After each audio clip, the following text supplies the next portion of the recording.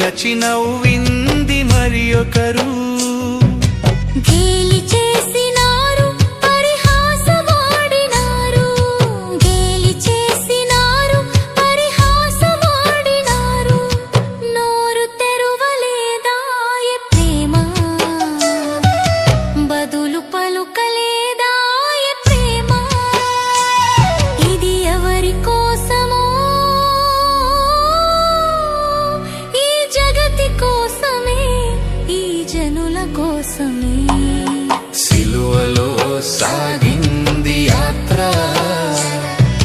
కరుణామయుని దయగల పాత్ర. సిలువలో